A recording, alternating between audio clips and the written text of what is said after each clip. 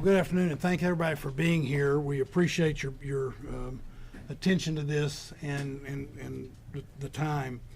I want to start off by saying just a couple of things. One is I want to again say how proud we are, and I am, of our police, fire, and EMS. Our public safety professionals did a tremendous job, a job where they were moving quickly and bravely to make sure that lives were saved. There were lots of acts of heroism on Sunday morning. I also want to say a special thank you to the victim services of the Austin Police Department for the role that they're playing. They are doing their typical outstanding job. I thank our federal partners on behalf of the City of Austin, all of them. I want to reiterate our appreciation of their professional work. And of course, this investigation is still ongoing, but we deeply appreciate their being involved. I know that the people of Austin, Texas continue to hold the victims of this horrible tragedy in their thoughts and prayers. And then that leads me to also wanting to say a special thanks to the healthcare workers that have played such an important and prominent role in addressing the needs of Austinites after this tragedy. I'll have a few more things to say, but I want to bring up our Chief of Police, who, again, I deeply appreciate the work that she has done and the way she has handled this matter. And so, Chief Davis. Thank you, Mayor.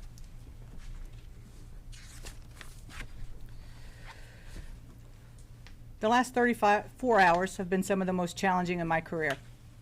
This has been difficult for our community, devastating to the impacted families, and challenging to our APD family. I want to thank our federal partners, Special Agent in Charge, and the evidence response team with the FBI. APD could not do this alone. We are still in the early hours of this investigation. This is a complicated and large crime scene. Our priority is finding answers and the motives behind this crime. I want to thank everyone that has supported our communities and this response. Families will need this in the days ahead. I also want to thank victim services that have come in addition to APD's victim services. That includes FBI, the Travis County District Attorney, and multiple calls of people wanting to help. I cannot imagine the grief, pain, and loss these families are feeling today, and my heart is with them. Savitha Shan and Ryder Harrington. To the impacted families that are still waiting for answers, we are here for you. A family resource center is being stood up, as we know numerous people have been affected by this, and we are daily, hourly getting calls of people that have been victimized by this. The department will be releasing information soon on what that looks like. When I arrived on this scene, again, it was complex and very large. The work being done by the Austin Fire Department, the Travis County Emergency Medical Service, and APD was quite impressive. Once the initial scene was secured, we reached out to our federal partners to assist in this resource-intensive scene and to address concerns of potential terrorism. We are working in tandem with the FBI, conducting numerous interviews and gathering evidence. If you can imagine, we have over 150 witnesses to this event that we are working with the FBI. And we are also investigating an officer-involved shooting. As I have committed in the past, in any officer-involved shooting, we will be releasing info as quickly as possible. Later this week, potentially Thursday, we'll be releasing body-worn camera of this event, as well as information on the suspect, including criminal history. Again, we are making, and I want you to know that we are making tremendous, significant progress in this case, but it will take time. In closing, I want to take a minute, as the mayor, echo the mayor, and talk about just the fantastic work that the Austin Police Department with the Travis County Emergency Medical Services did here. Multiple lives were saved. You know, in Texas, we are fortunate to have the Advanced Law Enforcement Rapid Response Training Center, and that's the Alert Center through Texas State University. And that training, there's no doubt that in that coordinated response with EMS saved lives this night. Mayor, I'll turn it back to you. Sure, thank you. I also want to point out that we're joined today by our city manager T.C. Broadnax, and council member who represents the downtown area, Zoe Kadri. Before we take your questions, I want to say that we recognize that this is a very traumatic moment in our city. But when I talk about being proud of APD and fire and EMS, I want to also say how proud I am in how the people that are this city have reacted with such great compassion. We are all mourning together and grieving as a group, but we're seeing tremendous compassion and love coming out of the people of Austin. And so I urge everyone at this moment of trauma to reach out to each other and take care of each other and take care of our home. Be with each other. While this is a dark moment, our people are creating a lot of light in Austin, Texas. And what we do for each other matters. So now we're happy to, if there's a few questions, to take a few questions. Can we start over here? We can start over here and then we'll go here. Yeah, has this impacted any plans, security plans for South by Southwest?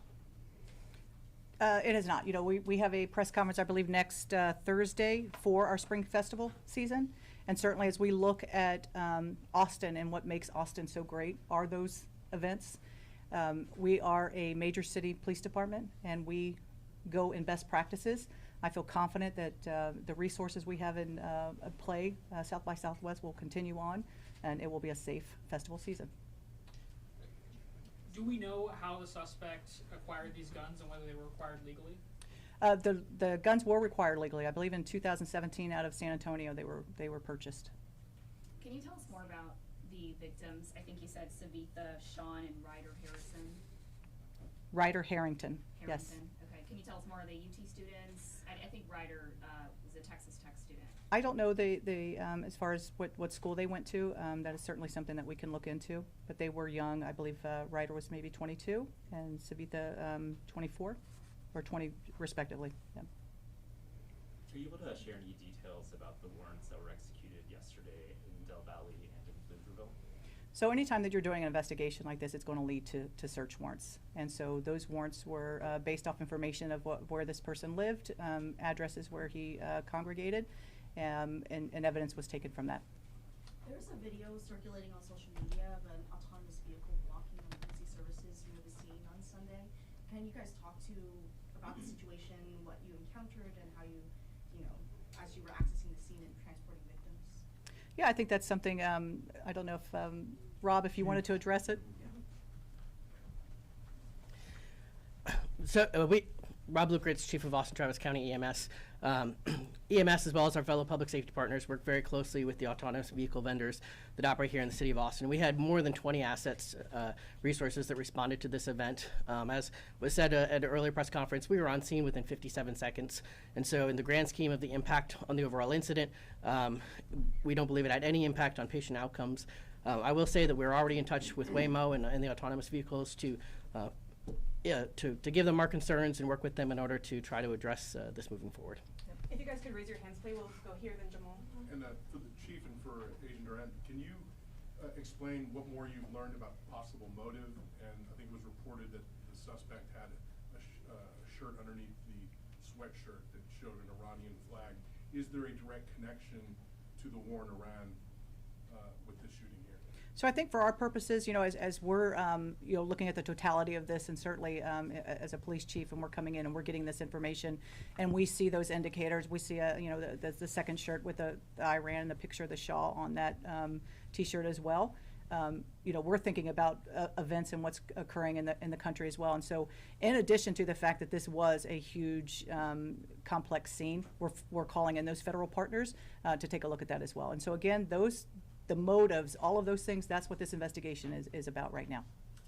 Jamal. I don't mind. Oh, sure, go ahead. Okay. Go right ahead. Thank you. So I'll add on that, but first I just want to also express our regards for the victims' families, those impacted by this tragic event. It's not just those that were injured or killed, but obviously those that witnessed it are going to be forever impacted. And so just let them know we stand with you, and our thoughts are with you. With regards to the question, Yes, we, our ultimate goal in everything we do is to determine the motive, right? We're looking for connections that he possibly had, witnesses, as the chief had mentioned. We are pouring through thousands of hours of video. Have massive amounts of both digital and physical evidence. And this is a around-the-clock, 24-hour investigation at this point.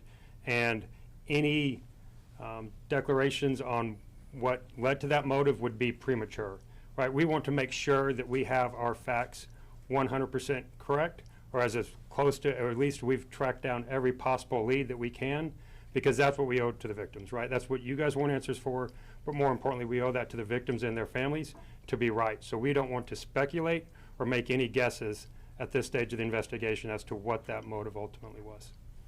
We'll go Jamal. To maybe piggyback off of that, are you all looking into anyone else that may be connected with the suspect at this time that you know of, or is there anything else about the suspect you can share? Chief? Again, we will have some criminal history, some background, that type of thing on Thursday when we address the officer-involved shooting. But as far as anyone else, that's all part of what that investigation is currently.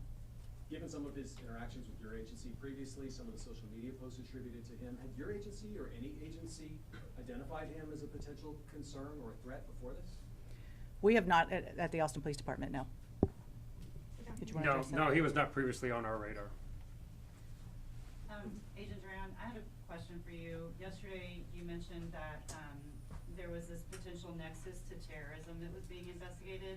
Can you tell us what that means in regular words, and also what those, what we've learned about that? So any act of targeted violence, which is what this was, we're going to pursue all investigative lines, right? And that is certainly one of them, along with multiple other avenues of where this could go, right? It's always very difficult to determine what's in an individual's mind that leads them to commit this type of violence. And so we will continue to, like I said, pour through the evidence, talk to witnesses, talk to friends, talk to associates that knew this person, obviously tracking movement leading up to and on the night of the event, and also going back as far back as we can trace them. That's what the FBI does, and we're doing that in lockstep with our partners, and we will continue to do that until we get that answer to determine what that ultimate motivation was. We'll take 2 or 3 more questions. We're going to start in the back here, and then we'll go to Angela and end with Dante. Thank you. For either the chief or Special Agent Duran, how closely are you working with other major cities like the NYPD, the LAPD? We know New York put out a statement saying that they saw what happened in Austin and they're taking it seriously and it has put them on high alert. Are you talking to other cities? Can you tell me a little bit about that? Yeah, I think, being part of the Major City Chiefs Association, those are, in contact with all of those chiefs and what's going on. And everybody better be on heightened alert. I mean, this is, what happens across the country, we all need to be aware of. And certainly as major cities, you look at best practices and you look at the way you keep people safe. That's absolutely important. And there's probably not a police chief across this country that's not talking to someone.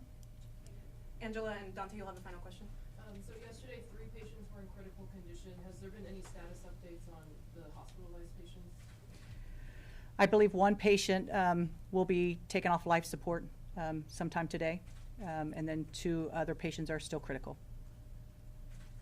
Can you clarify the victims' names and age, please?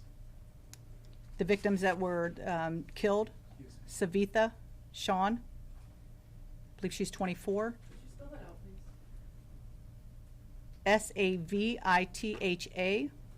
Savitha Shan, and Ryder, Ryder, Harrington, Harrington.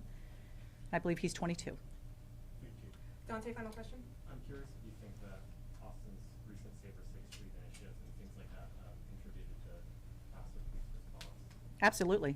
When you look at again, I talked about the Alert Center and our partnership with Texas State and what that does. And I made a note to myself because it is, we have CAST, which is our Counter Assault Strike Team, CAST, and that includes EMS, it includes AFD and APD. And they sit in this very room every Friday, Saturday, and Sunday night to address potential threat concerns from our entertainment areas. And so that is something that we have to be prepared for when you have large events, large-scale events, and we do this in our other large-scale events as well. When you're talking South by, you're talking about other things where there are large crowds. We are there and prepared. So absolutely. If I might add Yep. one thing to that, in 2024, and Chief Lukeritz and I talked about this yesterday, I guess it was. In 2024, the City of Austin also created the Downtown Area Command with EMS so that we would be better ready. That's what the recommendations coming from the professionals in EMS said they wanted and needed, that sort of thing, so we would be better ready. You know, God forbid there was a situation like this, and we think that also played a significant role in addition to what the chief was saying. Thank you all.